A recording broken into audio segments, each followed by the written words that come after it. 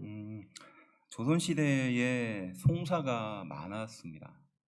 그래서 기록에 남겨져 있는 송사 중에서 대표적으로 땅에 대한 송사와 노비에 대한 송사, 그리고 마지막에 묘지에 대한 송사가 주를 이뤘다고 해요. 근데 그 중에서 어떠한 송사가 대부분을 차지했을까요? 땅, 노비, 그 다음에 묘지. 묘지에 대한 송사랍니다. 무려 80%가 이 묘지에 관련된 송사가 기록이 되어 있다는 거예요. 이 세 가지는 대표적으로 우리가 소유할 수 있는 그 어떤 것입니다. 특별히 한국 사람은 땅에 대한 어떤 집착이 강하잖아요. 그리고 자기의 소유물에 대한 집착이 좀 강한 편입니다. 뭐 그것을 여러 가지로 좀 해석하긴 하지만, 특별히 묘지라는, 뭐 이제 앞으로 다음 주도 마찬가지지만 우리가 가족묘가 있는 사람들은 가서 벌초도 하고, 또 납골당 문화로 많이 바뀌었지만 그렇게 찾아가면 대부분 자기의 가족들의 소유나 그들이 쉴 그 어떤 장소가 있어요. 그래서 한국 사람들에게 있어서 이 묘지라는 것은 그런 의미에서는 굉장히 좀 의미 있는 것 같습니다. 유교적으로 본다면 조상을 잘 모시고 후손에게 복받기 위해서 했었던 그 행동들, 그리고 우리가 60년, 70년대에 가장 많이 있었던 소송 중에 하나가 뭐냐면, 그 잘 사는 사람의 땅에다가 자기 부모의 시신의 일부를 거기다가 묻는 그런 행동이 생각보다 많았어요. 그래서 그런 일로 인해서 소송도 많이 일어나고요. 그런 걸 보면 무엇인가 남기려고 하는 그 사람의 본성을 좀 알 수 있습니다. 인생을 살다가 이제 마지막 순간에 오면 내가 뭘 남겼지? 이 세상에 어떤 의미를 사람들에게 줬지? 나는 어떤 영향력을 미쳤고 또 어떤 결과를 거둬들였는가라는 것을 돌아보게 되는 것 같아요. 지금 함께 읽은 말씀이 아브라함이 그러한 지점에 와 있습니다. 물론 인생의 종착은 아니었지만 75세에 하란에서부터 부르심을 받은 이 아브라함이 이제 60년이 넘는 시간을 그 이방 땅 가나안 땅에서 살았던 거고요. 그리고 거기에서 참 많은 우여곡절들을 보지 않았습니까? 우리가 무려 8주에 걸쳐서 아브라함의 그 일생을 한번 쭉 훑어봤어요. 그리고 이제 그 후반부에 해당하는 지점인 겁니다. 아브라함 또한 그런 욕구가 있었겠죠. 무엇인가 남기려고 하는 욕구, 그리고 이제 무엇인가 의미를 찾으려고 하는 욕구가 있지 않았을까 추측할 수 있습니다. 그럴 때 하나님이 우리에게 주신 은혜가 무엇인지, 특별히 이 아브라함의 이제 마지막 시간, 여덟 번째 아브라함의 이야기를 마무리하고, 이제 아브라함은 이 역사의 마지막으로 사라집니다. 그리고 이제 아브라함이 죽게 되는 기록만 다음 장에 짧게 언급되고 이제 아브라함의 인생은 끝나는 거예요. 그래서 아브라함이 의미 있게 등장하는 마지막 이 본문을 대하면서 하나님이 우리에게 주시는 은혜가 무엇인지, 또 이 무엇인가 남기려고 하는 이 욕구를 가지고 있는 우리에게 어떤 의미를 주는지 말씀을 통해서 좀 살펴보려고 하는 겁니다. 당시 팔레스타인의 기후는 덥고 그리고 습기가 많은 기후였기 때문에 쉽게 시체가 부패하는 그런 특성을 갖고 있었다고 해요. 그래서 우리나라는 뭐 5일장, 뭐 많게는 뭐 7일장, 10일장을 했다는 기록도 있는데, 이 아브라함이 아니라 이 당시의 기후는 그렇게 하지 못했다는 거예요. 그래서 빨리 매장을 해서 빨리 안치를 하는 것이 이 지역의 특색이라는 거예요. 그리고 우리 예수님도 십자가에 달려 돌아가시고 난 후에 그 시체를 급히 받아서 그렇게 굴에 모셔드렸던 이유도 당시의 그 기후와 연관되어 있는 겁니다. 근데 어떤 일이 발생합니까? 아브라함이 사랑하는 아내, 그 일생의 반려자인 사라가 127세에 죽게 되는 거예요. 그리고 아브라함은 그 사라의 시체를 앞에 놓고 슬퍼하고 애통해하는 겁니다. 그리고 이제 그가 그 땅의 주인이었던 그 헷족속, 지금 우리로 말하면 히타이트 족속이에요. 많이 들어보셨죠? 많이 들어봤다라는 것은 좀 강대한 나라라는 뜻이에요. 그 당시 아브라함이 살고 있었던 그 헤브론이라는 지역에 히타이트 족속이 살았고, 이 히타이트족은 굉장히 좀 여러 가지 면에 있어서 좀 영향을 많이 미쳤던 그런 강대한 나라 중에 하나였던 걸로 보여집니다. 바로 그들에게 찾아가서 이 아내 사라를 묻을 장지, 그 땅을 구하는 것이 오늘 함께 읽은 본문의 시작이에요. 62년을 가나안 땅에 거주했지만 사라의 죽음 이후에 그녀를 묻을 곳을 정하기 위해서 바로 그 이방민족 헷 족속 앞에 대화를 시작하는 아브라함이 함께 읽은 말씀의 시작이라는 겁니다. 생각해보면 하나님은 아브라함에게 이 가나안 땅을 주겠다고 약속했지 않습니까? 그래서 75세에 그 하란이라는 곳에서 불러주셨어요. 그런데 이제 60년이 훨씬 흐른 이 시점에 좀 아브라함에게 손바닥만한 땅이라도 있었으면은 그 아내의 사라가 죽었을 때 거기에 묻히게 하면 얼마나 좋았겠어요. 하나님이 그의 인생을 그렇게 축복했는데 하나님은 왜 이러한 상황을 아브라함에게 겪게 하셨을까요? 그리고 아브라함은 이 상황을 어떻게 이해하고 있었을까요? 말씀을 통해서 좀 찾아보려는 겁니다. 이를 통해서 더불어 세상 속에서의 성도의 위치는 어떤 것인가? 또 하나님의 약속과 축복을 늘 누리면서 살고 있는 우리 성도가 어떠한 마음을 가지고 살아야 하는가? 아브라함의 후반부의 인생을 통해서 은혜를 찾아보려고 하는 것입니다. 아브라함은 어떤 사람이었을까? 이 세 가지 자신을 지칭하는, 또 타인이 아브라함을 지칭하는 것을 통해서 그의 인생 전체를 한번 좀 돌아보려고 하는 거예요. 첫 번째 무엇이냐? 이방인입니다. 이방인이에요. 4절 말씀인데요. 이렇게 말합니다. 아브라함이 아브라함 자신을 소개하면서 그 해족속 앞에서 하는 말이에요. 나는 당신들 중에 나그네요 거류하는 자이니 당신들 중에서 내게 매장할 소유지를 주어 내가 나의 죽은 자를 내 앞에서 메어다가 장사하게 하시오. 이게 당시에 그 해족속 앞에서 아브라함이 자신을 소개하면서 했던 말이에요. 나는 어떤 사람이라고요? 나그네고 거류하는 자다라고 말하는 거예요. 나그네라는 겁니다. 아브라함의 해족 속에 자신을 처음 소개했을 때 나는 나그네고 나는 거류하는 자다라는 겁니다. 이 말 속에는요, 우리가 읽고 있는 이 한글에는 이 시제가 표현되어 있지 않지만 성경의 그 원래 책들, 우리가 원어라고 말하는 책에는요, 이 시제가 표현되어 있거든요. 그래서 우리는 이 시제라는 게 발달되지 않았지만 이쪽 나라에서는 시제가 굉장히 중요한 것 같아요. 그래서 영어에 보면 12가지 시제가 계속 우리를 힘들게 하잖아요.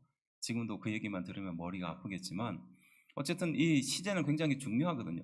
근데 아브라함의 이 고백 속에는 과거와 현재와 미래의 시제가 동시에 담겨 있습니다. 이게 무슨 뜻입니까? 나는 과거에도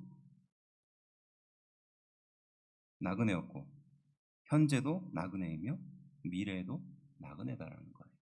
아브라함은 그렇게 자기를 그렇게 소개하는 겁니다. 왜 이렇게 소개했을까요?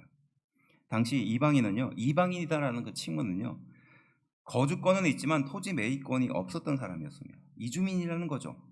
그리고 아무리 그 땅에서 부국하고 강성한다 할지라도 거기에서 주인이 될 수 없는 처지인 거예요.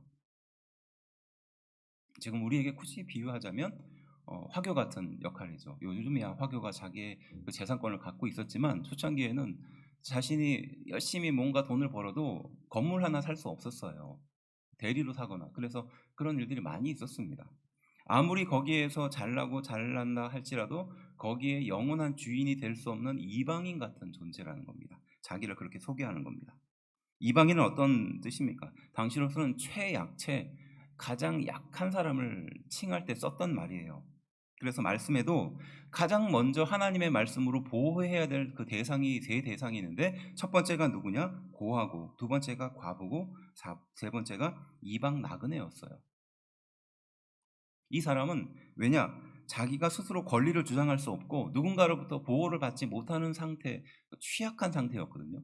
그래서 말씀에도 하나님의 뜻이 나타나기 위해서 이 세 부류의 사람을 가장 먼저 보호해라. 이 사람을 보호하는 것이 하나님이 하는 일을 대신하는 것이다. 이렇게 가르치거든요. 그만큼 이 이방 나그네, 자기 스스로를 이방의 나그네라고 소개하는 것은 아브라함에게서는 어떻게 보면 굉장히 의도를 갖고 말하고 있는 겁니다.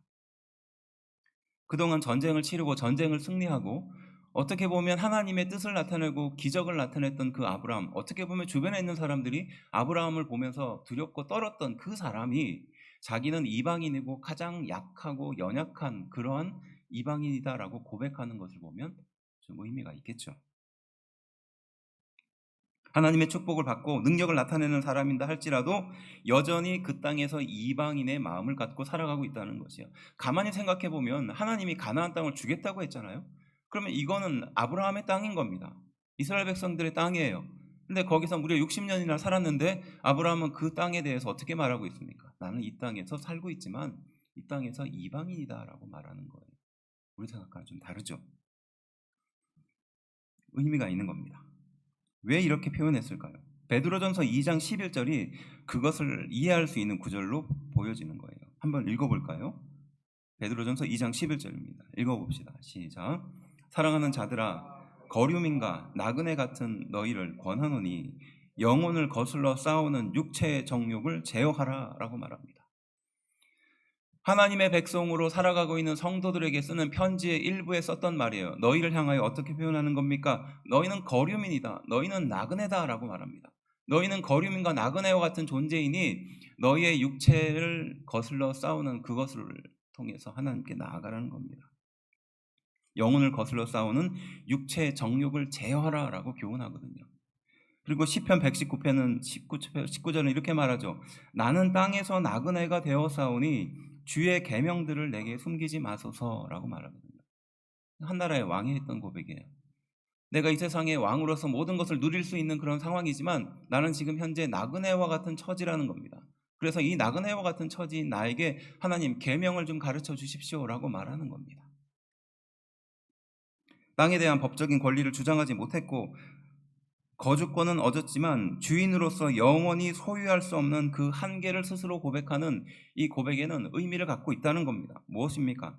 하나님께서 아브라함에게 그 땅을 주겠다라고 약속을 했습니다. 하지만 이방인으로서 내가 살고 있다. 나는 영원히 이 땅의 주인이 될 수 없다. 이 말은요, 말이 되기도 하고 사실은 말이 되지 않기도 하는 말입니다. 육체의 정욕을 제어하고 주의 계명을 깨닫기 위해서 이방인의 마음이 필요하다는 것을 역설적으로 우리에게 교훈하는 겁니다. 다른 뜻으로 말하면 내가 나의 주인이 된 순간 이방인의 마음을 잃어버리는 겁니다. 세상 사람들은 당연하게 자기가 돈을 주고 사고 자기가 영원히 거할 땅이라고 생각하지만 그리스도인들은 그렇게 마음을 먹는 순간 육체의 정욕을 제어하지 못하게 되는 거고요. 하나님의 뜻을 분별하지 못하게 되는 것이고요. 주의 계명을 깨닫지 못하게 된다는 것을 역설적으로 보여주는 말이에요.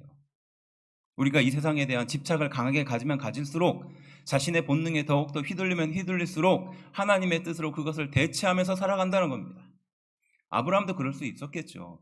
하나님이 나에게 가나안 땅이라는 곳을 보내줬고 허락해줬고 여기를 주겠다고 약속했으니까 당장 무력으로 그 모든 것을 다 이기고 소유하면 되잖아요. 그리고 자신의 사랑하는 아내가 이제 죽게 되었는데 그 아내가 묻힐 그 땅 하나도 마련하지 못하는 것을 보면서 절망감을 느끼지 않았을까요? 하나님께 삿대질하고 싶은 마음이 들지 않았을까요? 그런데 그가 그 당시에 살았던 그 땅 주인에게 겸손히 고개를 숙이면서 나는 이방인 같은 사람입니다. 과거도 이방인이었고 현재도 이방인이고 미래도 이방인 같은 사람입니다. 라고 자신을 표현하는 겁니다. 내가 이렇게 하지 않고는 하나님의 뜻과 계획을 깨닫지 못했다는 겁니다. 내가 과거에 하나님 살 때는 그렇게 살았을지 모르지만 그 60년이라는 시간을 하나님의 뜻으로 이끌려 살면서 변했다는 것을 보여주는 말씀이에요. 내 소유이나 내 소유를 주장하지 않겠다라는 이 고백이 담겨 있는 줄로 믿습니다. 나는 과거에도 현재에도 미래에도 내 소유를 주장하지 않겠다. 이것은 다른 뜻으로 보면 하나님의 소유다라는 것을 고백하는 것인 줄로 믿습니다. 세상의 모든 것은 누구의 것일까요? 하나님의 것입니다. 믿으시죠? 내 지혜와 내 능력과 내가 지금 소유하고 생각하고 있다라는 그 모든 것도 사실은 하나님의 것입니다. 내 지혜도요, 하나님께서 하루아침에 가져가시면 정말 바보같이 살 수밖에 없는 것이 우리 인생 아니겠습니까? 내 능력도 내 통장에 있는 잔고도요, 하나님께서 싹 걷어가시면 정말 영원밖에 남지 않는 것이 우리 인생 아니겠습니까? 결국 뭡니까? 내 모든 것은 하나님의 소유라는 거예요. 이 세상을 만드시고 창조하신 하나님의 것인 줄로 믿습니다. 그런데 우리는 그 작은 것을 소유함으로 인해서 하나님을 오해하는 거예요. 내 것이라고 믿고 있는 거죠. 내 것이라고 생각하며 이것을 영원히 가질 수 있다라고 잘못 아는 겁니다. 아브라함이 그랬던 거예요. 하란에 있을 때는 아마 그렇게 살았을 거예요. 그런데 약속을 믿고 그 60년이라는 시간을 살면서 이게 다 내 소유가 아니구나. 하나님의 소유구나. 하나님이 나에게 약속해 준 것이지만 내가 주겠다라고 약속한 것이지만 이마저도 하나님이 나에게 주신 것이지 내 소유가 아니구나. 이것을 아브라함이 인정하는 거예요.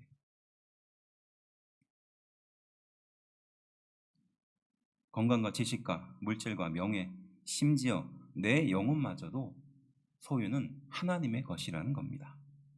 우리는 이 소유에 대한 묵상이 왜 필요하냐면요, 소유는 책임과 직결되어 있기 때문에 그래요. 우리가 무엇인가 소유한다는 뜻은 그저 내 욕심에 의해서 가지고 있는 것이라 생각하지만 사실은 그것을 책임져야 된다는 의무를 동반하는 겁니다. 이게 내 건데 내 마음대로 하겠다라는 것으로 끝날 일이 아니라 그에 대한 책임도 동반된다는 거예요. 이것을 다른 뜻으로 본다면 뭡니까? 이 세상의 모든 소유는 하나님의 것입니다라는 것은 어떤 뜻을 담고 있습니까? 이 세상의 모든 소유는 하나님께서 책임진다라는 말씀인 줄로 믿습니다. 아브라함이 자기의 것이 아니다라고 주장하고 나는 이방인이며 내가 영원히 소유할 수 없는, 나는 주인이 될 수 없는 그런 존재입니다라는 것은 결국 이 모든 것에 대한 소유는 하나님의 것입니다라는 것을 전제하고 있는 거예요. 그리고 인생을 돌아가면서 그걸 깨닫게 된 것인 줄로 믿습니다.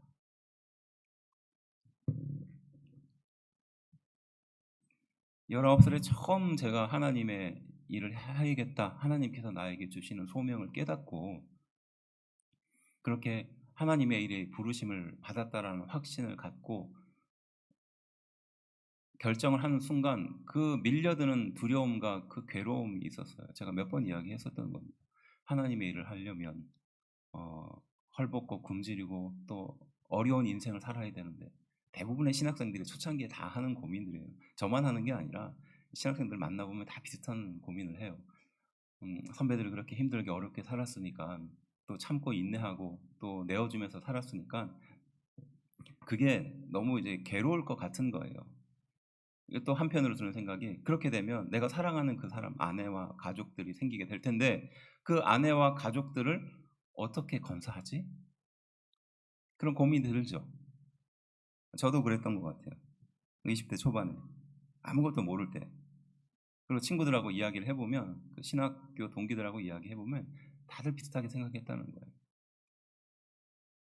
그런데 하나님께서 주시는 말씀의 은혜가 뭐냐면요, 왜 그걸 네 소유라고 생각하느냐는 거예요. 왜 그걸 네 책임이라고 생각하느냐는 겁니다. 왜냐? 하나님께서 저를 책임져 주시고 저를 소유로 삼아 주셨듯이 하나님께서 저의 아내도 저의 자녀도 책임져 주실 것이기 때문이라는 것이에요. 믿으십니까? 그러니까 자유함이 생기는 거예요. 하나님이 주시는 대로 네 소유가 아니라 맡겨진 것이라 라고 생각하는 겁니다.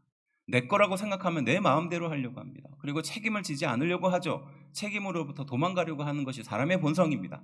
하지만 하나님은 그 모든 소유는 하나님의 것이다 라고 우리에게 말씀하십니다. 그리고 너에게 그것을 준 것은 그것은 하나님이 내가 너에게 맡겨준 거야 라고 말씀하시는 거예요. 그래서 아내도 맡겨준 겁니다. 자녀도 맡겨준 것이에요. 그것은 무엇입니까? 다시 찾겠다는 겁니다. 그리고 그들을 향하여 하나님께서 책임지겠다는 것이죠. 지금 아브라함은 그 고백을 하고 있는 거예요.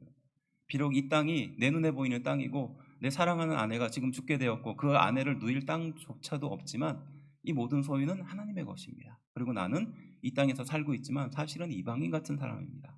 거류하는 사람일 뿐입니다. 이 고백 속에 이러한 은혜가 담겨 있는 줄로 믿습니다. 우리 또한 이 세상에 이방인으로 온 거예요. 그리고 우리가 이 세상의 모든 것을 다 소유하려 하나 사실은 우리는 이것을 영원히 소유할 수 없습니다. 왜냐하면 하나님께서 주신 것이니까 잠시 맡아 가지고 있는 것뿐이에요. 두 번째는 무엇입니까? 순례자예요.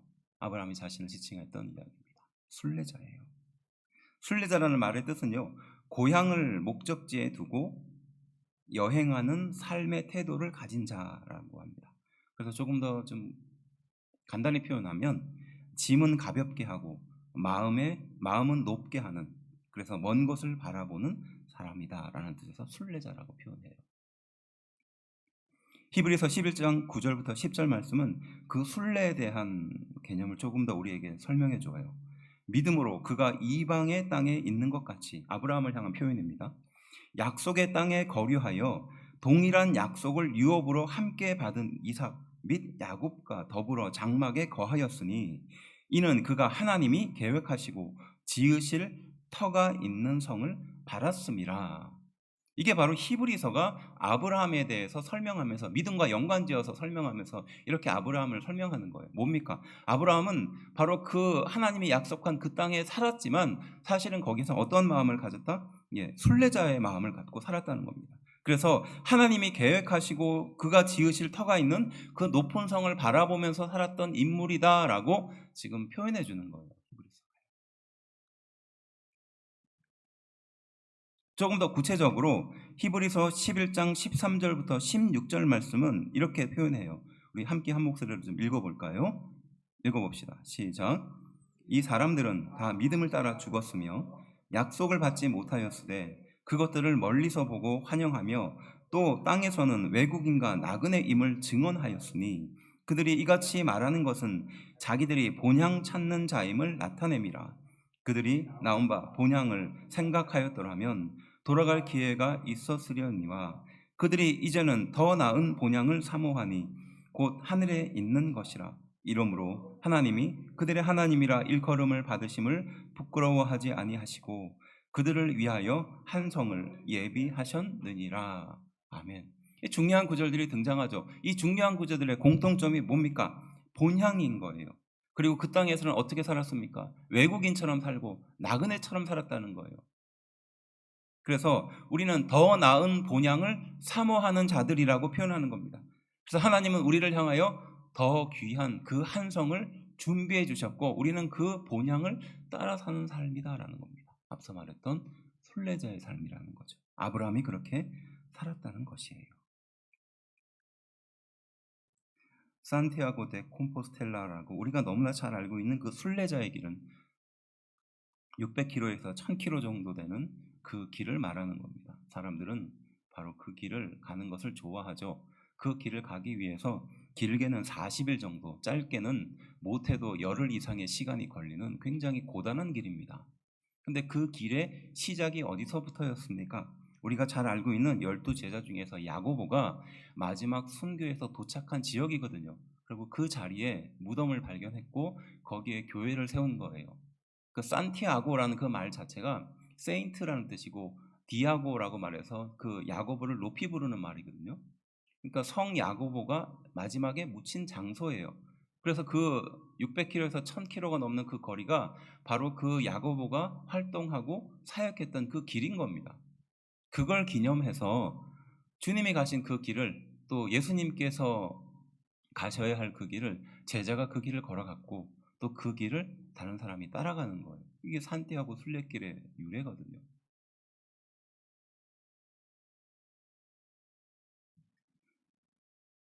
세상의 인정은 잠깐이고 하나님의 인정은 영원합니다.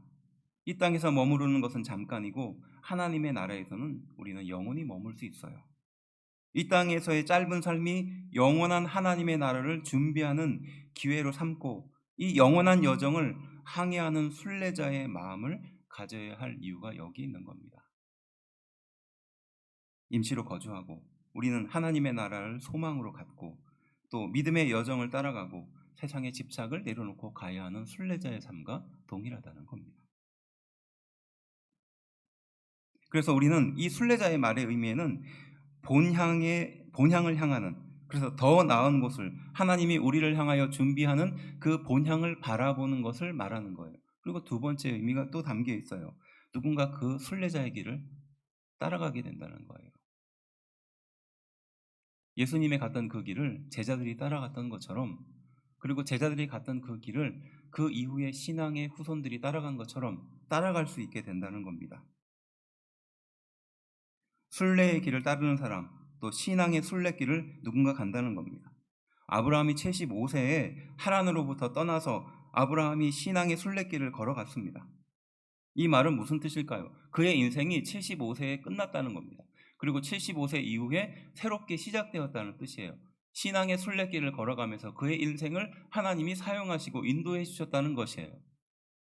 신앙인 삶도 마찬가지입니다. 하나님께 부름을 받고 하나님을 인격적으로 만나는 그 순간 나의 삶이 끝나고 이제 하나님의 삶이 시작된다는 겁니다. 하나님의 우리의 손을 붙잡고 그렇게 순례의 길을 걸어가게 하시는 거예요. 더 나은 곳을 바라보면서 이 땅을 향하여 보려는 그 집착을 버리고 내 감정이나 내 생각을 따라가려는 그 생각을 버리고 또 그것을 하나님의 뜻으로 합리화하는 그 생각과 잘못된 마음을 버리게 하고 집착을 내려놓고 더 나은 곳을 바라보고 걷게 하시는 것. 그게 순례길이라는 것이죠. 우리가 예수님을 구주로 고백하고 그의 뜻대로 사는 이유가 여기 있습니다. 예수님의 순례길을 걷는 이유도 여기 있어요.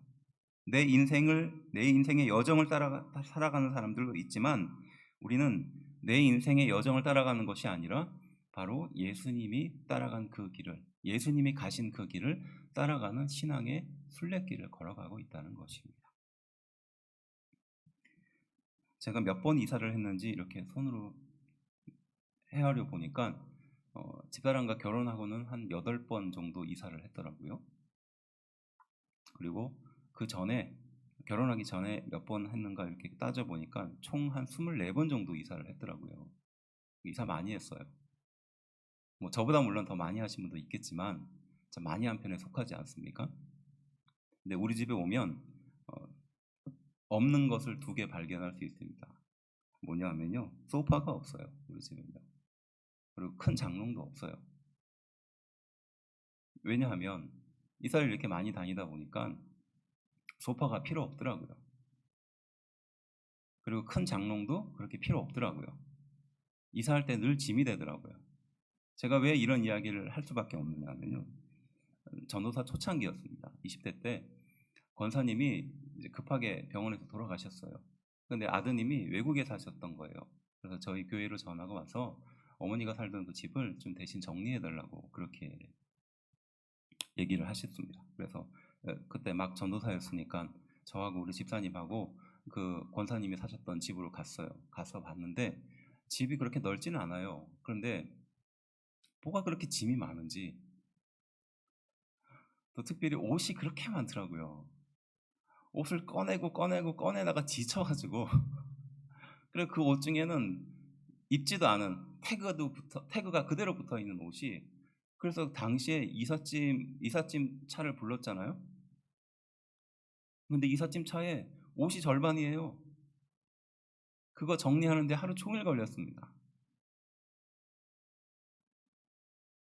누군가 나의 인생을 정리할 때 내가 입어보지도 못하는 옷이 집에 가득 쌓여 있다면 어떤 생각을 할까? 누군가 나의 인생을 되돌아보며 평가했을 때 내가 해보지도 않은 그것을 해보려고 욕심부리고 그걸 붙들려고 사는 인생이었다면 어떤 평가를 받을까? 우리 인생이라는 것이 결국 영원히 이사 다녀야 되는 삶이잖아요. 영원히 한 곳에 머물 수 없는 삶입니다. 그렇지 않습니까? 하나님을 바라보면 결국 천국에 가야 될 사람들인데 큰 장롱과 큰 소파를 집에 두는 순간 우리는 거기에 머무는 거예요. 그리고 거기에 영원히 살려고 하는 마음을 갖는 겁니다.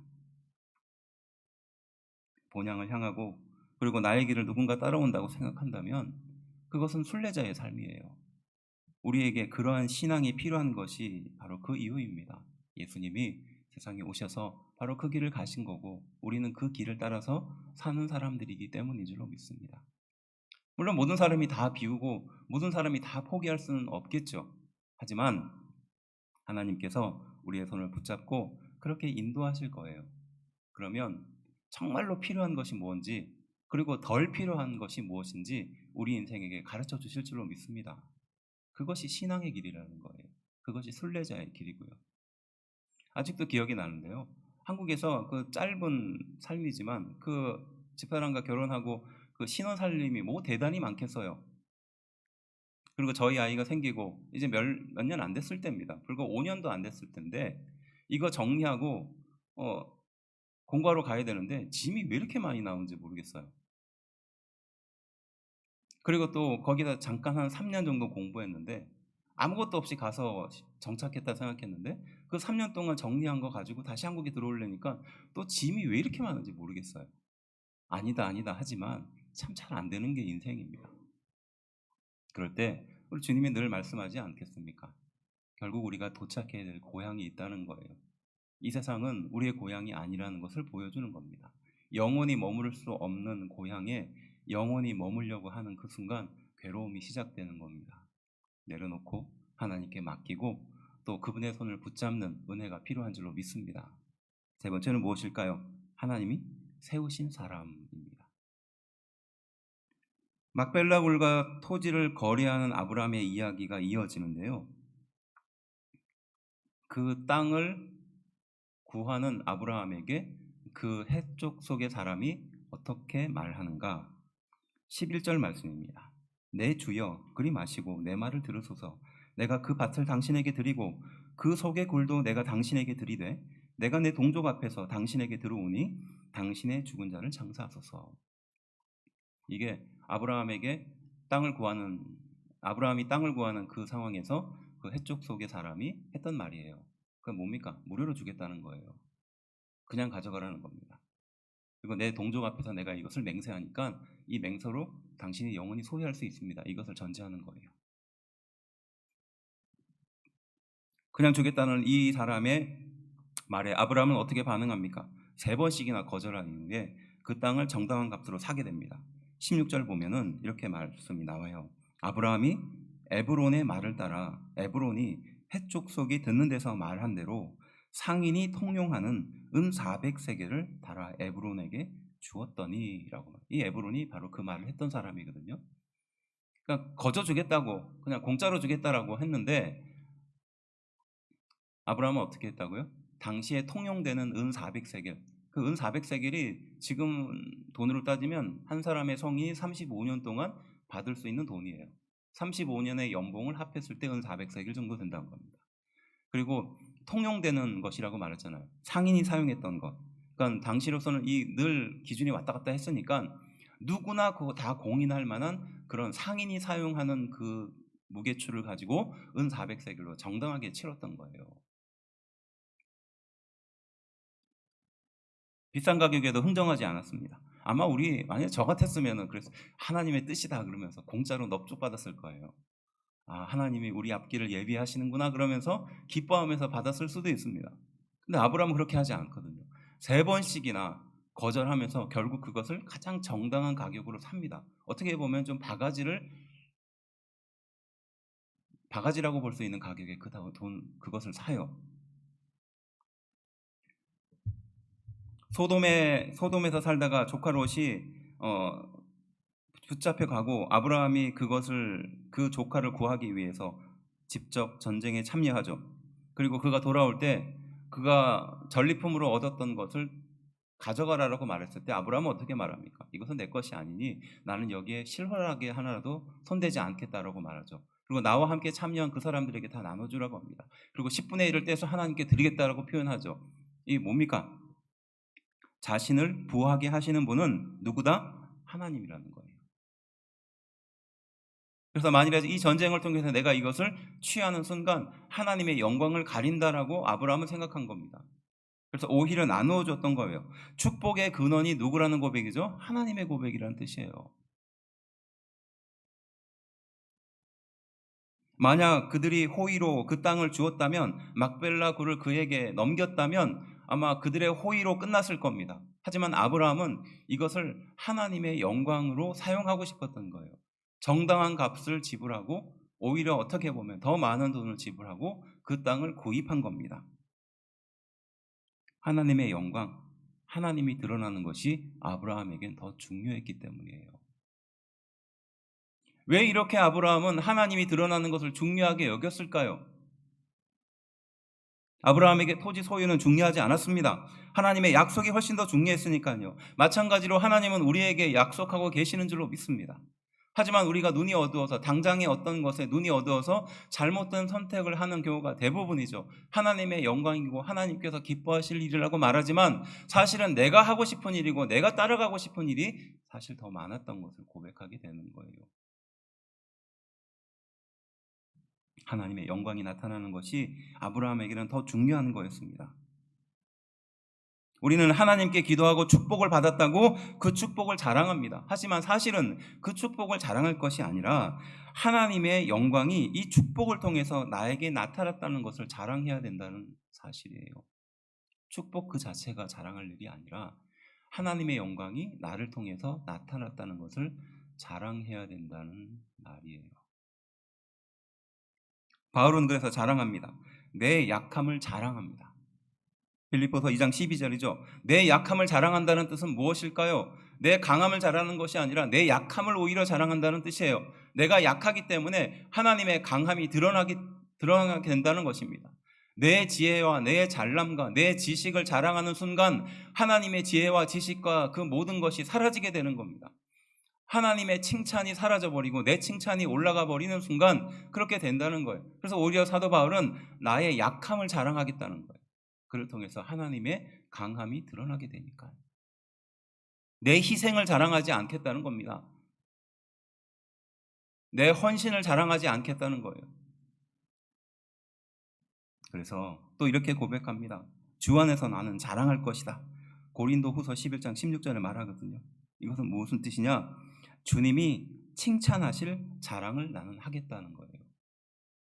하나님이 칭찬할 그 자랑을 나는 하겠다는 겁니다. 하나님이 그것을 통해서 영광받지 않은 것은 나는 하지 않겠다는 겁니다. 앞서 아브라함의 태도와도 동일하죠. 축복의 근원이 하나님이기 때문에 나는 그 하나님을 통해서 하나님이 드러나는 것을 최고의 기쁨으로 여기면서 살겠다는 거예요. 그저 그 밭을 넙죽 받으면 그것은 무엇이 됩니까? 그 햇족 속에 호의가 되지만 그 밭을 정당한 가격에 사고 또 그에 합당한 행동을 하는 것은 오히려 속는 행위지만 그것을 통해서 하나님이 역사하신다는 것을 보여주고 싶은 거예요. 나의 약함이 자랑이 된다는 것, 그리고 주 안에서 하나님이 칭찬받을 만한 자랑을 하는 것, 이것이 신앙인이 갖고 있는 기본적인 태도예요. 그 사람의 행동과 그 사람의 말을 통해서 결국 무엇이 드러나는 겁니까? 하나님이 드러나니까요. 그래서 바로 그 해족속이 아브라함에 대해서 어떻게 평가하고 있는지를 보면 이 아브라함의 신앙의 태도를 알 수 있는 거예요. 함께 읽어볼까요?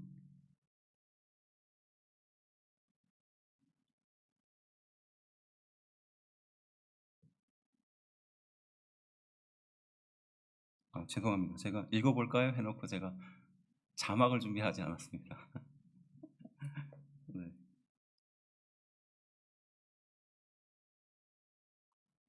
아브라함이 자신의 인생을 향하여 이렇게 말하거든요.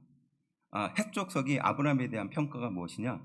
당신은 우리 가운데 있는 하나님이 세우신 지도자다, 이렇게 말합니다.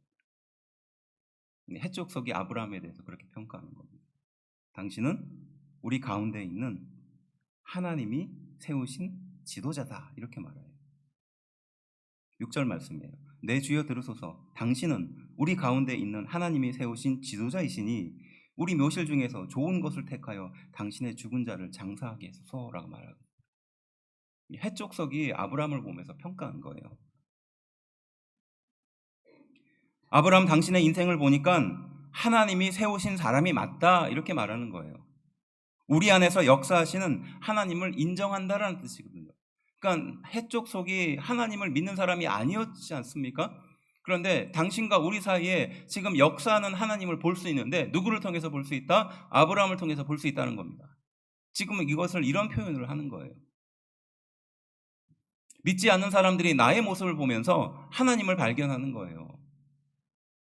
믿지 않는 사람이 나의 말을 통해서, 나의 행동을 통해서, 나의 결정을 통해서 당신을 보니 하나님이 살아계시는 것을 알 수 있겠습니다라고 말하는 겁니다. 지금 이 고백이 바로 해족석이 하는 고백이었던 겁니다. 바로가 요셉을 발탁한 이유가 무엇일까요? 그가 지혜롭기 때문에, 그가 꿈을 잘 해석했기 때문에라고 이해할 수도 있어요. 그렇게 말할 수도 있습니다. 하지만 그 바로 애굽에 살고 있는, 어떻게 보면 이집트라고 말할 수 있는 가장 큰 도시였던 그 나라의 왕이 어떻게 보면 감옥에 갇혀 있는 그냥 소년에 불과한, 한 청년에 불과한 그 사람을 보면서 자기의 모든 살림을 맡길 수 있었던 근거가 뭐냐는 거예요. 41장 38절에 이렇게 표현하는 겁니다. 바로가 그의 신하들에게 이르되 이와 같이 하나님의 영에 감동된 사람을 우리가 어찌 찾을 수 있으리요? 라고 말하는 거예요. 그러니까 믿지 않는 바로도, 믿지 않는 그 왕도 요셉을 보면서 그렇게 느낀 거예요. 하나님의 영에 감동된 사람을 내가 어떻게, 라는 말이에요. 아브라함이 하나님의 영광을 위해서 그렇게 결정을 했던 것처럼, 그리고 그 아브라함의 행동을 보면서 당신과 우리 사이에 하나님이 함께하고 있다는 것을 그렇게 고백했던 것처럼 바로 바로도 요셉을 통해서 그것을 본 것이에요. 그러니까 하나님의 영에 감동된 사람을 내가 어떻게 쓰지 않을 수가 있겠느냐라고 말하는 것입니다. 심지어는 그가 감옥에 갇혀 있는 그 순간에도요, 간수장이 바로 그에게 하나님이 함께하는 것을 보고 모든 것을 맡겼다라고 말하지 않습니까? 그리고 술 맡은 간원장과 떡 맡은 간원장이 감옥에 갇히게 되었을 때 누가 그에게 시종들게 맡깁니까? 보디발이 맡기거든요. 그러니까 보디발이 자기의 가족의 재산을 관리하는 요셉을 보면서 하나님을 본 거예요. 그래서 보디발이 물론 감옥에 갇히게 했지만 그 보디발도 그 요셉이 하나님과 함께 한다는 사실을 인정하면서 그에게 가장 중요한 일을 맡긴 겁니다. 그리고 그 간수장이 요셉과 함께하는 하나님을 보면서 그렇게 자신이 해야 될 모든 일을 요셉에게 맡겼고요. 그리고 그 요셉을 보면서 바로가 하나님의 영에 감동된 사람을 내가 어떻게 쓰지 않을 수 있겠느냐라고 말하며 그를 가장 높은 자리에 세운 것도 바로 그 이유예요. 우리가 막 이루려고 하고요. 우리가 무엇인가 사람들에게 인정받으려고 하면 사람들에게는 인정받을 수 있습니다. 그런데 하나님께 인정받지는 못해요. 지금 요셉이 그렇게 살았던 겁니다. 하나님이 세우신 사람이었어요. 하나님이 함께한 사람인 줄로 믿습니다. 아브라함이 바로 그렇게 살았기 때문이에요. 정리하면 이방인이라는 것은 과거와 현재와 미래에 내 소유가 없으며 하나님의 소유다라는 것을 고백하는 겁니다. 곧 하나님께서 이 모든 것을 책임질 것이다라는 것을 말하죠. 나의 인생도 책임져 주실 것이라는 확신입니다.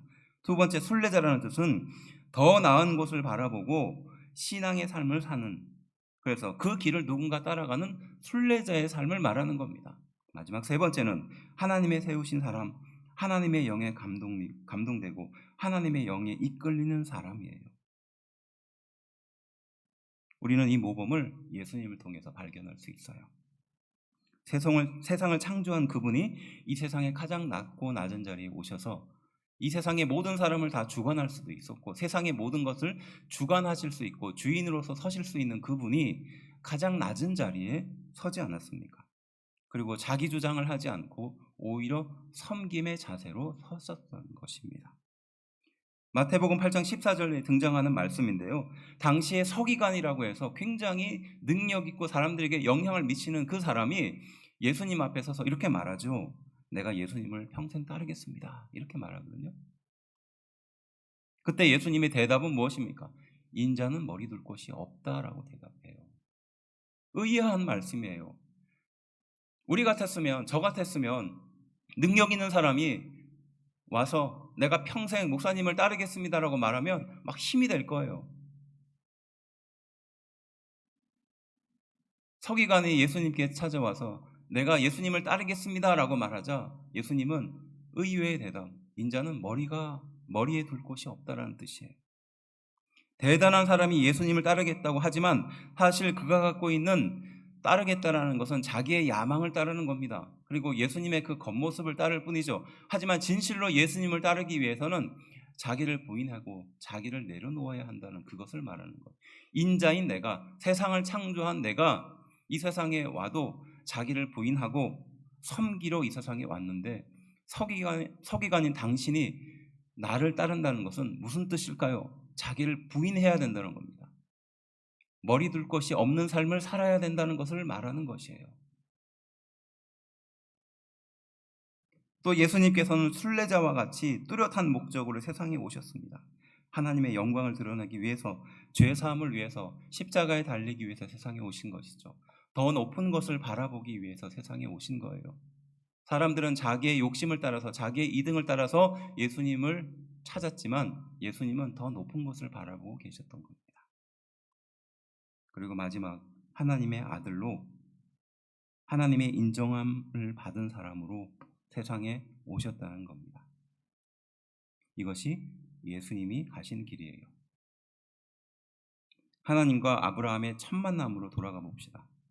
창세기 12장 1절에 여호와께서 아브라함에게 이르시되 너는 너의 고향과 친척과 아버지의 집을 떠나 내가 내게 보여줄 땅으로 가라. 이 메시지의 핵심은 우리 하나님이 아브라함에게 보여줄 땅으로 가라는 거예요. 네가 보고 싶은 땅, 네가 가고 싶은 땅을 가는 것이 아니라 내가 너에게 보여주는 그 땅으로 가라는 겁니다.